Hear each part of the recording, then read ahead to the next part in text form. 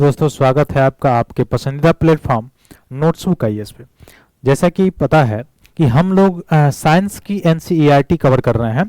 उसमें हम लोग जो है क्लास 8 की एनसीईआरटी उसको कवर कर रहे हैं। उसमें फिजिक्स वाला जो पोर्शन होता है यानी भाग होता है फिजिक्स का, जो भौतिक विज्ञान का, उसको हम लोगों के द्वारा कवर किया जा रहा है।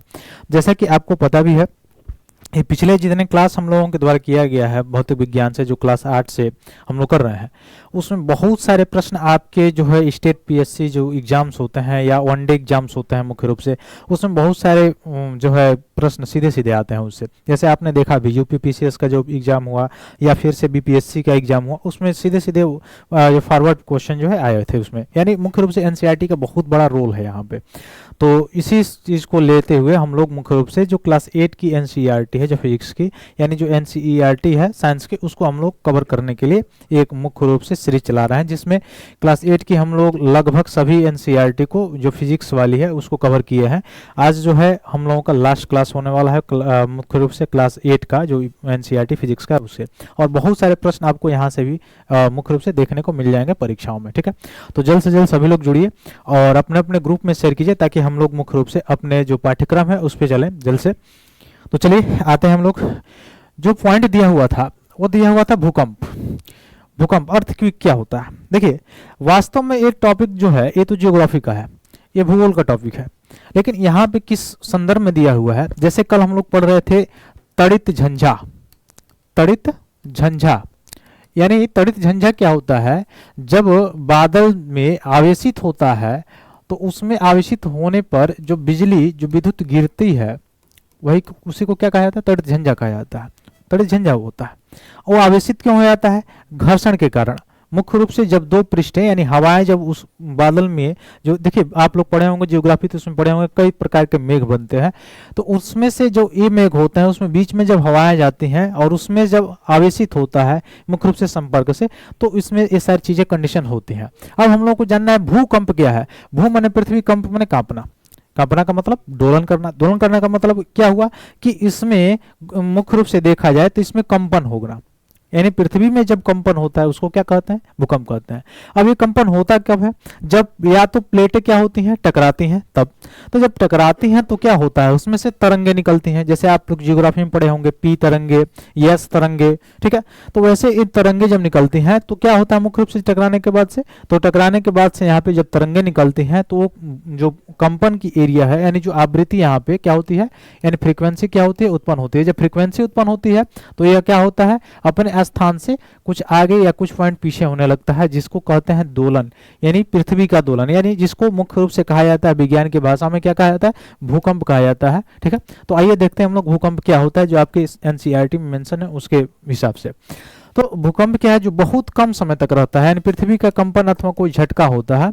और मैंने जैसे बताया है कि यह पृथ्वी की भूपर्पटी के भीतर गहराई में गड़बड़ के कारण उत्पन्न होता है। तो यहाँ पे तो विज्ञान है, सिंपल में यहाँ पे दिया हुआ है। जब आप जियोग्राफी पढ़ेंगे तो वहां पे आप स्पष्ट रूप से पढ़ेंगे कि आखिर क्या कारण है कि उत्पन्न होते हैं। तो प्लेट्स के बारे में आप पढ़ेंगे, ये सारी चीजें जियोग्राफी की चीज है। तो यहाँ पे केवल हम लोग इसलिए इसको कोरिलेट कर रहे हैं ताकि हम लोग पिछले क्लास में पढ़े थे तड़ित झंझा, विद्युत आवेशित कैसे होता है, इसलिए रिलेट करके यहाँ पे बताना पड़ रहा है। ठीक है, इसलिए यहाँ पे दिया हुआ है। अब देखिए भूकंप का क्या क्या कारण है इसमें दिया हुआ है। तो आप ये जानते होंगे कि भूपर्पटी क्या है? जो पृथ्वी है उसके सबसे बाहरी वाला जो परत होता है जिसपे हम निवास करते हैं, रहते हैं, वो क्या होता है? भूपर्पटी होता है। तो पृथ्वी के भीतर की सबसे ऊपरी सतह में गहराई की गड़बड़ के कारण क्या होता है?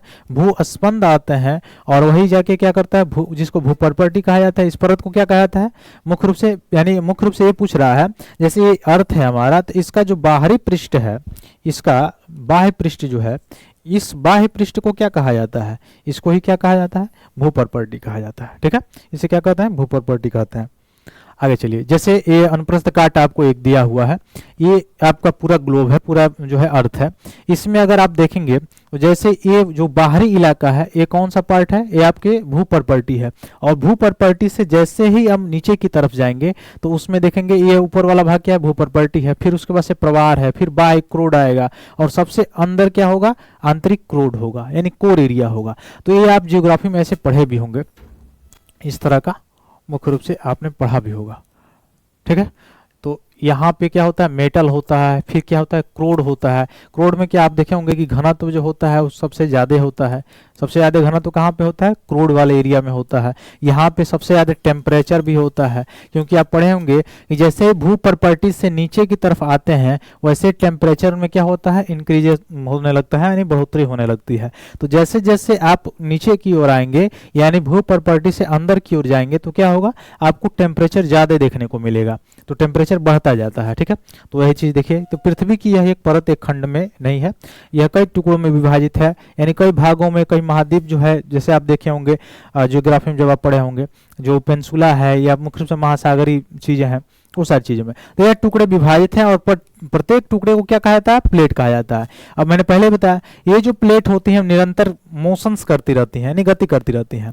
अब इस गति करने के कारण जब एक दूसरे से रगड़ खाती हैं, टकराती हैं, तो टकराती हैं अथवा जब टक्कर खाती हैं या मुख्य रूप से एक दूसरे से रगड़ खाती हैं तो क्या होता है, एक प्लेट दूसरे प्लेट के नीचे चला जाता है।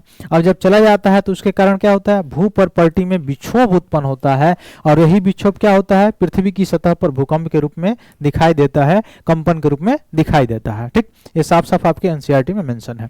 फिर आगे देखा जाए, भूमिगत विस्फोटों से भी भूस्पंदन उत्पन्न हो सकता है। भूमिगत विस्फोट क्या होता है, जैसे माइनिंग्स होती है, आप देखे होंगे माइनिंग्स में कैसे होता है, जैसे कोयले के खदानों में देखे होंगे, वहां से कोयला का मुख्य रूप से निकाला अगर जाता है कोयले को, तो वहां पे क्या होता है, डायनामाइट के द्वारा वहां पे विस्फोट किया जाता है। बड़े बड़े जो पर्वतीय इलाके हैं वहां पे जब रोडवेज बनाया जाता है, सड़क वगैरह बनाए जाते हैं, तो उसमें भी उसको सड़क बनाने के लिए इस पत्थरों को काटना पड़ता है, पहाड़ी क्षेत्रों को काटना पड़ता है, तो उसमें क्या किया जाता है, डायनामाइट के द्वारा उसमें विस्फोट कराया जाता है ताकि साफ किया जाता है। तो उसमें क्या होता है, उसमें भी कंपन होता है। क्यों, क्योंकि उसके बाह्य बल के कारण होता है क्या, विक्षोभ उसमें उत्पन्न हो जाता है। तो वो भी, तो जो भूकंप होता है मुख्य रूप से तो एक प्राकृतिक घटना है, लेकिन मानव निर्मित भी घटना हो सकती है। ये कौन कौन से कारण है, जितना भी मुख्य रूप से जो मानव गतिविधियां कर रहा है उसके द्वारा, जैसे जोशीमठ वाला जो मामला हो गया था उसमें आप देखे होंगे। ठीक है, ये सारी चीजें। आगे देखिए, जो भूकंप प्लेट है इनकी गतियों के कारण उत्पन्न होते हैं, भूकंप प्लेटों की गतियों के कारण उत्पन्न होते हैं, अतः प्लेटों की सीमाएं दुर्बल क्षेत्र होती हैं जहां भूकंप आने की संभावना अधिक होती है, और जहां दुर्बल क्षेत्र होता है वहां भूकंपी क्षेत्र अथवा भ्रंश क्षेत्र भी कहा जाता है। मतलब ऐसा क्षेत्र जहां दुर्बल होता है उसको भ्रंश क्षेत्र कहते हैं या भूकंपी क्षेत्र कहते हैं, और नोटिफाइड होता है वो एरिया, यानी वहां पे या पहले से जैसे एक आता है चीज की बचाव कैसे किया जाए भूकंप, मुख्य रूप से भूकंप से लोगों को, तो वहां पे अर्बनाइजेशन ज्यादा ना किया जाए, वहां पे मुख्य रूप से दबाव ज्यादा ना हो। ठीक है, ये सारी चीजें। तो भूस्पंदन पृथ्वी की सतह पर तरंगे उत्पन्न करती है, और इन तरंगों को क्या कहा जाता है, भूकंपी तरंगे। यानी मुख्य रूप से देखिए ये क्या है, भूकंप देखा जाए, यहाँ से ये प्लेटें टकराई तो यहाँ से तरंग उत्पन्न हुई, तो जहां से उत्पन्न हुआ उसको कहा जाता है अधिकेंद्र। क्या कहा जाता है, अधिकेंद्र कहा जाता है। और ये पृथ्वी का भू प्रॉपर्टी है मुख्य रूप से। यहाँ पे फोकस देखिए भूकंपी, यहाँ पे भूकंपी तरंगे क्या होती हैं, मुख्य रूप से आती है। ठीक है, तो अधिकेंद्र ये हो गया। ये सब ज्योग्राफी वाले चीजों में आप पढ़े होंगे, ज्योग्राफी वाले विषय में पढ़े होंगे। अब भूकंप से बचाव कैसे किया जाता है, देखिए किसी योग्य आर्किटेक्ट या संरचना इंजीनियर से परामर्श इसमें लिया जाता है, या मुख्य रूप से जो घरों का डिजाइनिंग किया जाए, बिल्डिंग्स का जो डिजाइनिंग किया जाए उस हिसाब से किया जाए। ठीक, भूकंपी जो क्षेत्र है उसमें भवनों का निर्माण मुख्य रूप से भारी पदार्थों की अपेक्षा मिट्टी वाले बनाया जाए, या इमारती लकड़ी का उपयोग सबसे अच्छा मतलब अधिक होता है। फिर अलमारी इत्यादि दीवारों के साथ जड़ना अधिक अच्छा होता है। ठीक, ये सारी चीजें इसमें किया जा सकता है। फिर दीवार घड़ी, फोटो फ्रेम या जल तापक जो होता है जैसे गाइजर हो गया, इस आदि को दीवार में लटकाते समय सावधानी रखना चाहिए। ठीक, ताकि भूकंप आने के समय दोलन करने के बाद इस सर पे किसी के न गिरे। ठीक, तो ये सब बचाव के मुख्य रूप से उपाय हैं।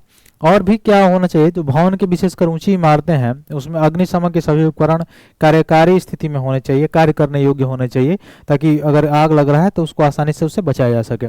फिर केंद्रीय भवन जो अनुसंधान संस्थान जो है, यानी मुख्य रूप से रुड़की जो यहाँ पे है, उसने क्या किया है कि भूकंप प्रतिरोधी मकान बनाने के लिए कुछ और भी जानकारी विकसित की है, ताकि भूकंप रोधी मकान बनाया सकता है। तो पहला बचाव का तरीका यही है कि जो भूकंपी क्षेत्र है वहां पे तो प्रेशर कम किया जाए। दूसरा कि वहां पे सबसे ज्यादा अर्बनाइजेशन या जो प्रवासी हो के वहां पे बसेरा है उसको कम किया जाए। जैसे आपका जो जब सबसे ज्यादा थ्रेटन एरिया है, जहाँ पे सबसे ज्यादा भूकंप आने की संभावना होती है, जहाँ प्लेटें सबसे ज्यादा टकराने की जहाँ पे संभावना होती है, उस क्षेत्रों में, यानी उस क्षेत्रों में दबाव कम किया जाए, पहला चीज। दूसरी चीज, अगर कहीं पे वहां पे बसेरा भी है तो वह उस योग्य का घर होना चाहिए जिस तरह से उस भूकंप को क्या कर सके, उसकी मतलब भूकंप के झटका को झेलने की उसमें क्षमता हो। आगे देखिए, भूकंप के झटके लगने की स्थिति में अपने बचाव के लिए क्या क्या उपाय करना चाहिए। यदि घर में अगर आप हैं तो ये सारी चीजें लिखा हुआ है, एनसीईआरटी आपके साथ पूरा पूरा मेंशन है, ये सारी चीज आप जानते ही हैं। या भवन और वृक्ष के ऊपर जाती विद्युत लाइन से दूर होना चाहिए। खुले में अगर आप हैं तो सर्वाधिक खुले वाला जगह खोजना चाहिए जहाँ पे कोई और चीज आसपास में ना हो जिससे आप पे प्रभाव ना पड़े, ठीक है। आगे देखिए, तो ये सारी चीजें हैं। फिर आगे अगर देखा जाए कि क्या और जो इम्पोर्टेंट है आपके लिए वो क्या दिया हुआ है, पृथ्वी की प्लेटों की सीमाओं पर भूकंप आने की जो प्रवृत्ति होती है उन क्षेत्रों को भ्रंश क्षेत्र कहा जाता है। यानी जहाँ पे सबसे ज्यादा मात्रा में भूकंप आता है उस क्षेत्र को क्या कहते हैं, भ्रंश क्षेत्र कहते हैं। तो इस चीज को याद रख लीजिएगा। फिर से क्या होता है, भूकंप की विनाशी ऊर्जा की माप रिएक्टर पैमाने पर की जाती है। यानी भूकंप जब आता है तो इसका माप, जैसे एक होता है माप करने वाला जो युक्ति होती है, जो मशीन होती है, उसको रिएक्टर मापी कहा जाता है, यानी भूकंप मापी कहा जाता है, जिसका नाम है सिस्मोग्राफी। क्या है, सिस्मोग्राफी। इस सिस्मोग्राफी से क्या किया जाता है, भूकंप का मापन किया जाता है। तो रिएक्टर पैमाने पर अगर 7 से अधिक माप वाला भूकंप आता है तो वह सबसे ज्यादा नुकसानदायक होता है, ठीक है। तो 7 से अधिक माप वाला अगर भूकंप आता है रिएक्टर स्केल पे तो सबसे ज्यादा क्या है, वह हानिकारक है, यानी घातक है। अब आगे देखिए, आगे हम लोग पढ़ेंगे लाइट से संबंधित कुछ टॉपिक जो है ये दिया हुआ है उसके पढ़ेंगे। वस्तुओं को दृश्य कौन बनाता है, कहने का मतलब ये है, कोई वस्तु, जैसे मान लीजिए एक कलम है, इसको हम कैसे देख पाते हैं, इसको तभी हम देख पाते हैं जब प्रकाश का परिवर्तन होता है। अब आप बोलेंगे कैसे प्रकाश का परिवर्तन होता है, कैसे देख पाएंगे। जैसे अभी पूरा यह जो कमरा है इसमें अंधेरा कर दिया जाए, बिल्कुल ही प्रकाश ना हो, और किसी टेबल पर इस कलम को रख दिया जाए और तब आपसे कहा जाए कि उस पर आप देखकर बताइए कि यहाँ पे क्या रखा हुआ है, कलम रखा हुआ है कि क्या रखा हुआ है, और आपसे इसकी पूर्व जानकारी इसको न दी जाए, तो क्या आप बता पाएंगे कि वहां पे कलम रखा हुआ है? नहीं बता पाएंगे। क्या कारण, क्या है? कारण ये है कि वहां पे प्रकाश नहीं है, और प्रकाश नहीं है तो उस वस्तु से रिफ्लेक्ट होकर आपके आंखों में वह प्रकाश का प्रतिबिंब नहीं आ रहा है मुख्य रूप से, इसीलिए आप उसको नहीं देख पा रहे हैं। लेकिन जैसे ही अगर आपके हाथ में एक टार्च दिया जाए और कहा जाए कि टेबल पर आप इस टार्च को जलाइए, और आप टेबल पे टार्च को जलाते हैं जहां पे कलम रखा हुआ है, तो आपको आसानी से कलम दिखाई दे देता है। तो दिखाई दे देता है, कारण क्या है कि टार्च का जो लाइट है, जो प्रकाश है, जैसे ही इस वस्तु पे पड़ा, इस वस्तु से टकराकर यानी परावर्तित होकर हमारे नेत्रों में जब आया तो यह वस्तु मुख्य रूप से दिखाई दिया। यानी किसी वस्तु को देखने के लिए, दृश्य होने के लिए पहला चीज तो प्रकाश होना चाहिए। अब कोई ऐसा दिमाग लगा दे कि हाँ ठीक है, कोई एक व्यक्ति को मैंने लाया, टार्च भी जलाया, फिर भी उसको नहीं दिखाई दिया क्योंकि उसका आंख जो है वो सही नहीं था। अब आंखें जब सही नहीं होगा तो कहाँ से दिखेगा? इसके लिए तो वो तो जरूरी होना चाहिए। यानी मुख्य रूप से जिससे आप दृश्य हो सकते, मुख्य रूप से किसी प्रतिबिंब को देख सकते हैं, वो तो जरूरी होना चाहिए। अब आप मोबाइल एक लेते आओ, और मोबाइल लेते आओ उसमें पूरा जैसे कवर लगा लो कि हाँ पूरा इसमें 50 जो है इसका वहाँ पावर का क्या मुख्य रूप से देखा जाए तो कैमरा है उसमें, और आप फोटो खिंचवाने चले गए, ठीक है, और फोटो खिंचवाने चले गए, पता चला कि कैमरा फूटा हुआ है, तो आपका फोटो आएगा, इमेज आएगा?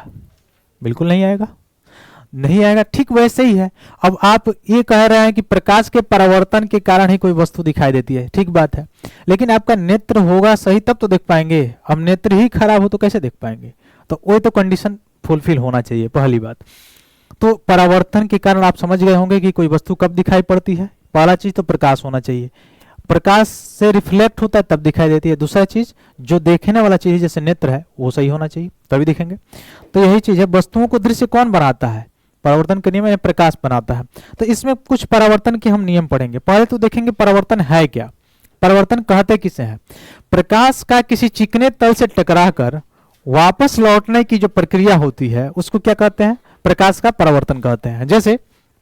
जैसे सपोज कीजिए ये कोई चिकना तल है, ये कोई चिकना तल है, ठीक है, और इस चिकने तल से यहां से प्रकाश आता है, यहां से प्रकाश आता है और यहां से टकरा के ऐसे चला जाएगा।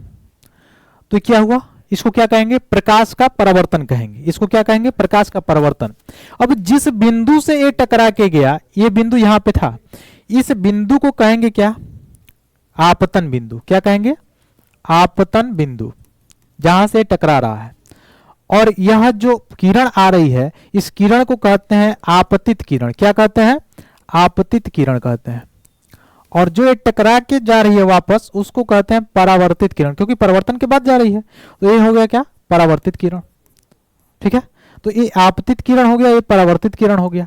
अब यहां पर एक अगर अभिलंब मैं खींच दूं, तो आपको क्या एक चीज महसूस हो रहा है, एक चीज आपको महसूस हो रहा है कि प्रकाश का परावर्तन के अगर रूल में देखें तो ये है कि प्रकाश का परावर्तन का नियम क्या है, कि प्रकाश का चिकने तल से टकराकर वापस लौटने की जो प्रक्रिया है उसे प्रकाश का परावर्तन कहते हैं। ठीक है, लेकिन नियम क्या है कि आपतित किरण, परावर्तित किरण, यानी आने वाली किरण और ये यहां से टकराकर जो वापस जा रही किरण वह, और आपतन बिंदु पर जो अगर अभिलंब आपने खींच दिया, ये तीनों के तीनों कहां होते हैं, एक ही तल में होते हैं। अब आप बोलेंगे कुछ ये जो है सर से बाहर जा रहा है, ये मुझे कुछ समझ में नहीं आ रहा है। क्यों, क्योंकि ये तो केवल पढ़ाई हो गई, केवल रटन विद्या हो गया। जैसे मानिए आप एक ग्लास ले लीजिए, आप एक ग्लास ले लीजिए, एक शीशा ले लीजिए, समतल दर्पण ले लीजिए, और वहां पे लाइट प्रकाश को डालिए। जब आप प्रकाश को वहां पे डालेंगे, जितने एंगल पे आप प्रकाश को डालेंगे उतना ही एंगल से प्रकाश निर्गत होगा।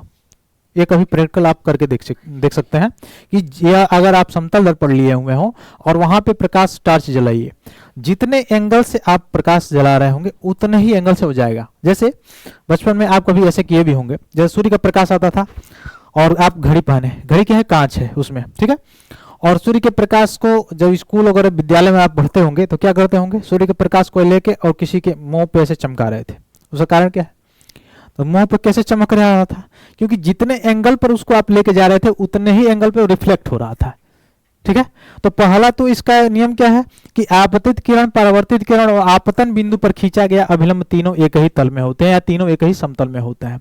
दूसरा चीज आप एक और यहाँ पे नोटिस किए होंगे कि जितने कोण पे आप डालेंगे यहाँ पे इस किरण को, उतना ही कोण पे क्या होगा, परावर्तित होगा। मतलब क्या होगा, आपतित कोण और परावर्तित कोण, यानी आपतित कोण को आई से और परावर्तित कोण को आर से। जब क्लास आप 10th में जाएंगे तो उसमें आप पढ़ेंगे, आपतित जो कोण होता है उसको आई और परावर्तित जो कोण होता है उसको आर से प्रदर्शित किया जाता है। तो जितने कोण से आप प्रकाश को डालेंगे उतने ही कोण से वो निर्गत भी होगा। तो आपतित कोण और परावर्तित कोण मुख्य रूप से क्या होता है, आपस में, यानी अपवर्तन कोण और परावर्तन कोण का मान भी बराबर होता है। यानी जितने अंश के कोण पे किसी प्रकाश को डाला जाए उतना ही कोण के अंश पे वो क्या होगा, निर्गत भी होगा। ठीक, ये चीज समझ में होंगे। आगे चलिए, आगे अगर चला जाए तो वही सारी चीजें यहाँ पे दिया गया है जो मैंने बताया कि अगर 90 अंश पे बनाया जाएगा तो 90 अंश मुख्य रूप से आपतित किरण अभिलंब के बीच कोण आपतन कोण कहा जाता है, और आपतन कोण परावर्तन कोण के क्या होता है, बराबर होता है। ये मैंने बताया ही। ठीक है, अगर दर्पण का द्वारा बने प्रतिबिंब में वस्तु का बायां भाग दाईं ओर और तथा दायां भाग कैसे दिखाई देता है, बाईं ओर दिखाई देता है। दर्पण वाले चैप्टर में हम लोगों ने पढ़ा भी था। ठीक है, ये सारी चीजें मैंने बता दिया। तो ये क्या है, देखिए नियमित परावर्तन हो रहा है, यहाँ से रिफ्लेक्ट आ रहा है प्रकाश, यहाँ पे जा रहा है, फिर यहाँ से आ रहा है मुख्य रूप से यहाँ पे चला जा रहा है, फिर यहाँ से आ रहा है प्रकाश और यहाँ से चला जा रहा है, फिर यहाँ से प्रकाश आ रहा है और परावर्तित होकर चला जा रहा है। ठीक, देख रहा है, फिर यहाँ पर भी हो रहा है। देखिए, लेकिन यह कैसा है, अनियमित पृष्ठ है। अनियमित पृष्ठ मतलब बिल्कुल साधारण पृष्ठ नहीं है। तो यहाँ पे प्रकाश का भी रिफ्लेक्शन देखिए कैसे हो रहा है। ठीक है, तो देखिए नियमित और विसरित परावर्तन क्या होता है, जब सभी समांतर किरणें किसी खुरदरे या अनियमित पृष्ठ से परावर्तित होने के पश्चात समांतर नहीं होती है तो ऐसा परावर्तन विसरित परावर्तन कहते हैं। ठीक है, तो याद रखिएगा विसरित परावर्तन क्या है, जब पृष्ठ कैसा हो, अनियमित हो यानी खुरदरा हो, तो उसमें परावर्तन के पश्चात जब किरणें समांतर नहीं होंगी क्योंकि पृष्ठ इसका खुरदरा था, तो इस तरह के परावर्तन को क्या कहेंगे, विसरित परावर्तन कहेंगे। ठीक है, इसके विपरीत जब देखा जाए तो दर्पण जब चिकने पृष्ठ से होकर परावर्तन हो रहा हो तो इसको नियमित परावर्तन कहा जाएगा, यानी मुख्य रूप से एकदम सीधा समानांतर होकर जाएगा। देखिए जैसे इसमें देख रहे होंगे आप, बिल्कुल समानांतर, जिस समानांतर जैसे आ रहा है वैसे समानांतर, एक पूरा पूरा यहाँ से देखिए समानांतर होकर जा रहा है, एक दूसरे के समानांतर है। तो उसमें क्या कहेंगे, नियमित परावर्तन है, और एक खुरदरे पृष्ठ होगा तो विसरित परावर्तन है। इसको याद रखिएगा। आगे चलिए, परावर्तित प्रकाश को क्या पुनः परावर्तित किया जा सकता है कि नहीं किया जा सकता है, किया जा सकता है। जैसे जैसे वहां से प्रकाश आ रहा है तो यहाँ पे मैंने शब्द दर्पण लगाया। अब यहाँ से परिवर्तित होकर आगे जाए तो वहां पर भी एक दर्पण में लगा दूंगा, तो वहां से परिवर्तित होकर फिर आगे चला जाएगा। तो परिवर्तित प्रकाश को भी पुनः परिवर्तित किया जा सकता है। अब देखिए आगे आगे देखा जाए कि बहुप्रतिबिंब क्या होता है। तो एक दूसरे से किसी कोण पर रखे दर्पण द्वारा अनेक प्रतिबिंब जब बनने की जो क्रिया होती है उसको क्या कहा जाता है, बहुमूर्तिदर्शी या क्लाइडोस्कोप कहा जाता है। इस चीज को याद रखिएगा, इस वर्ड को, बहुमूर्तिदर्शी या क्लाइडोस्कोप क्या होता है इसको याद रखिएगा। जैसे ये मान लीजिए कि आपका दर्पण है, यहाँ पे प्रकाश आ रहा है, ठीक है, और प्रकाश आने के बाद मुख्य रूप से देखा जाए तो ये परिवर्तित हो रहा है, ऐसे परिवर्तित हो रहा है। अब जैसे परिवर्तित यहाँ होके गया, अब यहाँ पे कोई दर्पण है तो यहाँ पे आया, अब यहाँ पे परिवर्तित होके क्या गया, यहाँ पे गया, फिर यहाँ पे भी कोई दर्पण रखा हुआ है, फिर यहाँ से जब ये आया तो यहाँ से परिवर्तित होकर फिर यहाँ चला गया। तो ऐसे जो परिवर्तन होकर प्रतिबिंब बनता है उसको क्या कहा जाता है, बहुमूर्तिदर्शी या क्लाइडोस्कोप कहा जाता है, ठीक है। तो ये क्लाइडोस्कोप आप समझ रहे होंगे। अगला पॉइंट है क्या, सूर्य का प्रकाश। आपने पहले पढ़ा भी है, पिछले क्लास में मैंने बताया भी है कि सूर्य का जो प्रकाश होता है श्वेत प्रकाश, जब इसको प्रिज्म पे डालेंगे आप, तो प्रिज्म पे डाले पे क्या होता है, मुख्य रूप से होता क्या है प्रिज्म पे डालने पे, तो यह प्रकाश कितने भागों में बढ़ जाता है, 7 भागों में बढ़ जाता है, जिसको वर्ण विक्षेपण कहा जाता है। और इसी 7 भागों में बढ़ता है तो इंद्रधनुष भी बनता है, वर्ण विक्षेपण भी होता है। और आपने पढ़ा भी है कि तरंग दैर्घ्य के बढ़ते क्रम में ये क्या होता है, ऑब्जर्व होता है, दिखाई भी देता है। यानी मुख्य रूप से बैनी ऑफ फिनाला यानी VIBGYOR इस क्रम में आपको ये दिखाई देगा। पूरे सातों के सातों रंग इसमें दिखाई देते हैं, किसमें, सूर्य के श्वेत प्रकाश में, ठीक। आगे चलिए, तो ये सारी चीजें हमने बताया ही पूरा प्रैक्टिकल में, ये सारी चीजें आप देखे होंगे। अब मैंने बताया कि चूंकि परावर्तित जो चीजें होती हैं वो कब दिखाई देंगी, जब नेत्र सही हो, जब नेत्र सही हो तभी तो दिखाई देंगी। तो उसके लिए क्या होगा, तो मुख्य रूप से देखा जाए नेत्र के आंतरिक भागों की दुर्घटना से बचाव कर सकने के लिए पारदर्शी अग्र भाग को कार्निया कहा जाता है या स्वच्छ मंडल कहते हैं। देखिए ये नेत्र है, तो नेत्र का सबसे आगे वाला भाग आपको दिखाई दे रहा होगा, ये वाला भाग, जो ये आगे वाला जो भाग होता है सबसे बड़ा भाग होता है, वो क्या होता है, कार्निया होता है आपका, ठीक है। यहाँ पर भी देखा होंगे ये कार्निया। अच्छा, कार्निया सबका जो है मैक्सिमम लोगों का तो एक जैसे होता है, लेकिन कार्निया चेंज भी हो सकता है। बहुत सारे लोगों का ब्लू भी बहुत लोगों का होता है, ठीक है, और कुछ लोगों का भूरा भी होता है कार्निया, बहुत सारे लोगों का ब्लैक भी होता है, ठीक है। तो ये अलग अलग हो सकता है, ठीक। इसके बाद और मुख्य रूप से देखा जाए तो कार्निया को क्या कहा जाता है, स्वच्छ मंडल भी कहा जाता है। तो कार्निया या स्वच्छ मंडल अगर कहीं भी कहे तो बात एक है, प्रकाश को क्या करता है, ऑब्जर्व करता है, यानी किसी वस्तु से प्रकाश को ऑब्जर्व करता है उसको देखने के लिए, ठीक है। उसके बाद से कार्निया के पीछे आप जाएंगे तो पीछे जाएंगे तो यहाँ पे लगा होगा क्या, मुख्य रूप से तो पेशियों की एक संरचना होगी जिसको कहा जाएगा आइरिस, परितारिका। अब आइरिस क्या होता है, आइरिस को अगर हिंदी में मैं बात करूं तो इसको कहा जाएगा, इस आइरिस में एक छोटा सा छिद्र होता है, द्वार होता है, जिसको आप कहते होंगे पुतली। क्या कहते हैं, पुतली। अब इसकी एक विशेषता है, क्या विशेषता है कि जब आप प्रकाश में जाते हैं तो ये सिकुड़ जाती है, और जैसे ही आप अंधेरे में जाते हैं तो फैल जाता है। अब आप बोलेंगे ऐसा क्यों होता है, क्यों अंधेरे में फैल जाता है, क्यों प्रकाश में जाने पर सिकुड़ जाता है, क्योंकि प्रकाश के जाने पर उसको उचित मात्रा में जितना प्रकाश चाहिए वो प्रकाश मिलता है, आसानी से वो चला जाता है लेंस पे और वो परिवर्तित करके प्रतिबिंब बना लेता है। लेकिन जब अंधेरे में जाता है तो इसको दिखाई नहीं देती है वस्तु, यानी वस्तु का प्रतिबिंब नहीं बन पाता है, प्रकाश नहीं आ पाता है, तो उसको फैलाता है मुख्य रूप से उस प्रकाश को एब्जॉर्ब करने के लिए, ठीक है। इसलिए इसका कंडीशन ये मुख्य रूप से क्या करता है, पेशीय अंग की तरह कार्य करता है, यानी प्रकाश को एब्जॉर्ब करने का काम करता है पुतली। तो यही इसमें बताया जा रहा है कि परितारिका होती है, यानी पहले क्या है, कार्निया। ये आपसे सीरीज में भी पूछ सकता है स्टेट पीएससी के एग्जामों में, कार्निया, कार्निया के पीछे क्या होता है, आइरिस, आइरिस में क्या होता है, पुतली, ठीक है। और छोटा सा इसमें द्वार होता है जिसको पुतली कहा जाता है, और पुतली के साइज को परितारिका नियंत्रित करती है। मैंने बताया है कि मुख्य रूप से या तो फैल भी सकता है, सिकुड़ भी सकता है, ठीक है। और यह इसी से होके, पुतली से होके प्रकाश क्या करती है, नेत्र में प्रवेश करती है, और यह प्रकाश की मात्रा को भी क्या करता है, नियंत्रित करता है। और यहाँ पे होता है रेटिना, जहाँ पे मुख्य रूप से प्रकाश का प्रतिबिंब बनता है। और यहाँ पे जो लेंस होता है, जो नेत्र में होता है, नेत्र लेंस जिसको कहते हैं, वह नेत्र लेंस यानी पुतली के बाद होता है। और नेत्र लेंस किसका बना होता है, द्विउत्तल लेंस का बना होता है, याद रखिएगा, किसका बना होता है, द्विउत्तल लेंस का बना होता है, ठीक है। आगे चलिए, पुतली के पीछे क्या होता है, एक लेंस होता है जो केंद्र पर मोटा होता है, यानी लेंस पर मोटा होता है, मुख्य रूप से क्या होता है, द्विउत्तल लेंस होता है, मैंने बताया ही आपको। आगे अगर देखा जाए तो जो चीज हम लोग देखते हैं रेटिना पर प्रतिबिंब जब बनता है तो द्विक तंत्रिकाओं के द्वारा वो सारी चीजें कहाँ पे चली जाती है, स्टोरेज होके मस्तिष्क में। जैसे मोबाइल को आप एक एग्जाम्पल के रूप में देख सकते हैं, मोबाइल है, कैमरा है, लेकिन स्टोरेज तन को नहीं है, एकदम नहीं है। आप बताइए फोटो खींच लेंगे? बिल्कुल नहीं खींच पाएंगे। अब एक्सटर्नल और इंटरनल की बात नहीं की जा रही है, मैंने कोई भी हो उसमें स्टोरेज तो होना चाहिए। अगर स्टोरेज बिल्कुल ही ना हो तो कैसे काम करेगा? केवल लेंस हो तो काम कर देगा? नहीं करेगा। तो जो ये क्या काम कर रहा है, नेत्र क्या काम कर रहा है? केवल लेंस का काम कर रहा है, तो फोटो को खींचने का काम कर रहा है। अब यहाँ पे स्टोरेज होना चाहिए ना, यानी मस्तिष्क में जाएगा तो तंत्रिका होगी। तो जहाँ रेटिना पे प्रतिबिंब बनता है, रेटिना पे जो पर्दा पे जो प्रतिबिंब बनता है वो सीधे कहाँ जाता है, और कैसा प्रतिबिंब बनता है ये भी पूछ सकता है आपसे। उल्टा बनता है, ठीक है? कैसा बनता है? उल्टा बनता है। तब ये जाएगा कहाँ से? तंत्रिकाओं के द्वारा कहाँ पे पहुंचा दिया जाता है? मस्तिष्क पे पहुंचा दिया जाता है, और वही स्टोरेज रहता है मस्तिष्क में। तो आप याद कीजिए, कभी बहुत पहले 5 साल 6 साल पहले किसी व्यक्ति को आप देखे होते हैं, किसी वस्तु को देखे होते हैं, और अचानक आपके सामने से वो गुजरता है, वो चीज, वो वस्तु या कोई व्यक्ति, तो पहले आप क्या करते हैं? ऐसे सोचते हैं, इसको कहीं मैंने देखा है, इसको कहीं मैंने देखा है। ऐसा क्या है? क्या नेत्र में सोचते हैं? नहीं, नेत्र में नहीं सोचते हैं, आप मस्तिष्क में सोचते हैं। अग्र मस्तिष्क वह काम करता है उस समय वो क्या करता है? गूगल का काम करता है, रिसर्च करता है, सर्च करता है उसमें। अब सर्च इंजन का काम करता है, अब सर्च करते करते करते करते करते जब तक उस परिणाम तक नहीं पहुंच जाता है, यानी आपके जो स्टोरेज है उस स्टोरेज में से खंगालना शुरू करता है। गूगल जब ये आगे सर्च करता है तो उसमें से खंगालते खंगालते खंगालते खंगालते तब निकलता है, हाँ ओ इसको तो यहाँ पे मैंने देखा था, ये व्यक्ति है, ठीक। तो ये कहाँ पे चला जाता है? स्टोरेज होकर चला जाता है, तभी ऐसा होता है, ठीक। तो ये किसके द्वारा? द्विक तंत्रिकाओं के द्वारा मस्तिष्क तक पहुंचा दिया जाता है। और तंत्रिका कोशिकाएं दो प्रकार की होती हैं, एक शंकु जो तीव्र प्रकाश के लिए सुग्राही होती है, और एक शलाकाएं। तो ये याद रखिएगा, दो प्रकार की तंत्रिका कोशिकाएं हैं, एक शंकु नाम है, एक शलाकाएं हैं। तो शंकु जो है तीव्र प्रकाश के लिए सुग्राही होती है, और जो शलाकाएं होते हैं वो मंद प्रकाश के लिए सुग्राही होती है, ठीक है। इसके अतिरिक्त अगर देखा जाए तो शंकु जो होती है वो रंग या वर्ण की सूचनाएं भी भेजती है मस्तिष्क के द्वारा, मस्तिष्क के पास।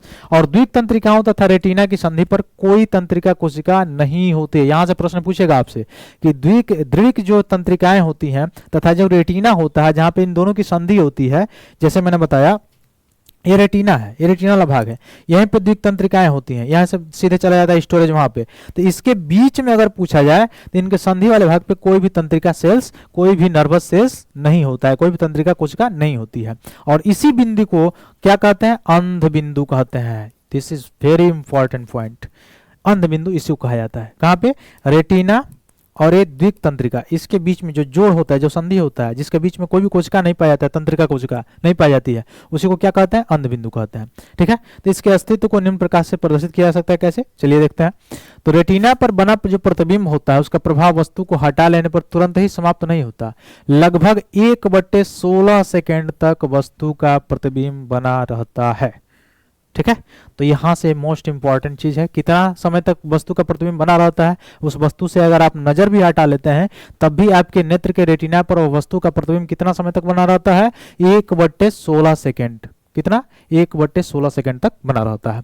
इसलिए यदि नेत्र पर प्रति सेकंड 16 या इससे अधिक दर किसी गतिशील वस्तु के स्थिर प्रतिबिंब बने तो क्या कह सकते हैं? नेत्र को वह वस्तु चलचित्र की भांति चलती फिरती अनुभव होगी, यानी चलचित्र की भांति, जैसे वीडियो जो है उसके भांति उसको अनुभव होता है, ठीक है।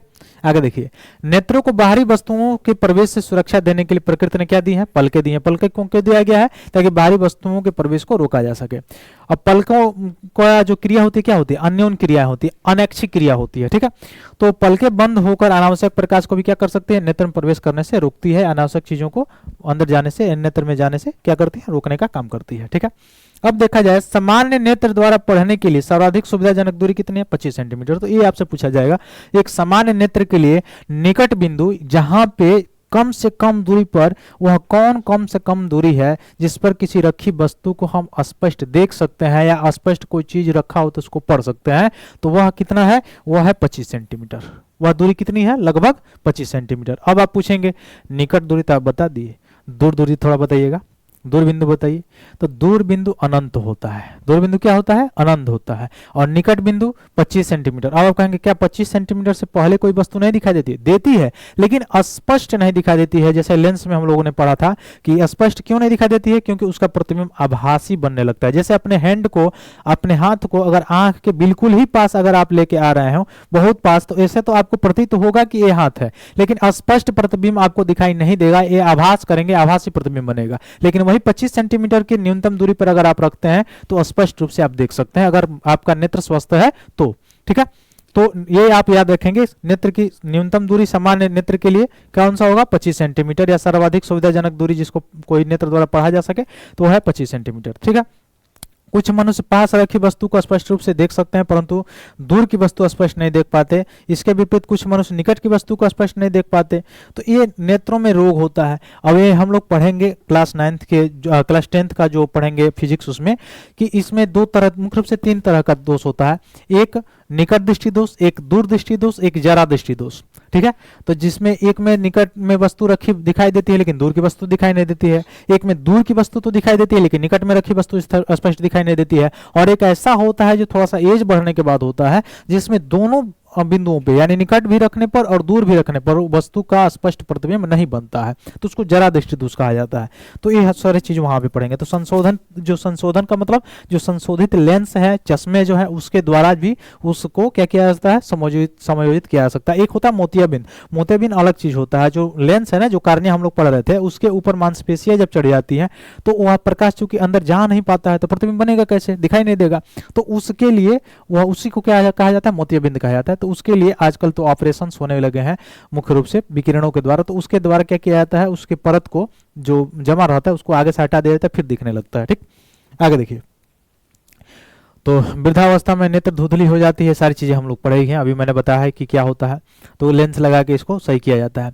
अब नेत्रों का देखभाल कैसे किया जाता है, आप पता है, चश्मे लगा के या बहुत ज्यादा प्रकाश में या बहुत कम प्रकाश में आपको नहीं देखना चाहिए क्योंकि ये हानिकारक होता है। ठीक, ये सारी चीजें। लेजर टार्च का प्रकाश रेटिना को क्षति पहुंचा सकता है, आंख में नहीं लेके उसको जलाना चाहिए। ठीक, ये सारी चीजें आप याद रखिएगा। ठीक, सूर्य या किसी शक्तिशाली प्रकाश की ओर सीधा नहीं देखना चाहिए, ये सब चीजें आप जानते ही हैं। आगे देखिए, ब्रेल पद्धति क्या है। ब्रेल पद्धति जो मुख्य रूप से जो आंख से जो व्यक्ति देख नहीं सकते हैं उनको शब्दों का ज्ञान कैसे हो, उसको इसने विकसित किया था, ब्रेल ने। ठीक है। तो चाक्षुष विकृति युक्ति होता है जो व्यक्तियों के लिए सर्वाधिक लोकप्रिय साधन कहलाता है, जिसको ब्रेल कहा जाता है। ठीक है। अब इस किसने दिया था ब्रेल पद्धति को, इसी ने दिया था, लुई ब्रेल ने। ठीक है। तो चाक्षुष विकृति युक्त व्यक्ति थे, मतलब आंख से नहीं देख पाते थे, तो इन्होंने ही विकसित किया था लुई ब्रेल पद्धति, जिसके द्वारा जो मुख्य रूप से आंख से जो लोग नहीं देख पाते हैं वो लोग इसमें पढ़ने या लिटरेसी में उनके लिए काम आता है। तो कब प्रकाशित हुआ था, याद रखिएगा, 1821 में। किसके द्वारा, लुई ब्रेल के द्वारा ये विकसित किया गया था। ठीक है। ये सारी चीजों को आप समझ लीजिएगा। ब्रेल पद्धति का उपयोग करके अनेक भारतीय भाषाओं को भी पढ़ा जा सकता है। ठीक, इस चीज को याद रखिएगा। आगे चलिए। तो ये सारी चीजें, प्रकाश का परावर्तन का 2 नियम, ये सारी चीजें हम लोग पढ़ा। फिर एक मुख्य रूप से नियम के बाद से दर्पण क्या होता है, सूर्य का प्रकाश क्या होता है, नेत्र क्या होता है, ब्रेल पद्धति क्या होता है, सभी चीज हम लोग पढ़े हैं। तो आशा करते हैं सारी चीजें आपको समझ में आई होंगी। तो ये था क्लास 8 का जो एनसीईआरटी, जो आप आज जो है एनसीईआरटी का मतलब पूरा जो भौतिक विज्ञान है वो जो आज समाप्त हुआ। आशा करते हैं सारी चीजें आपको समझ में आई होगी। मिलते हैं फिर अगले क्लास में, तब तक के लिए बहुत बहुत धन्यवाद दोस्तों। जय हिंद।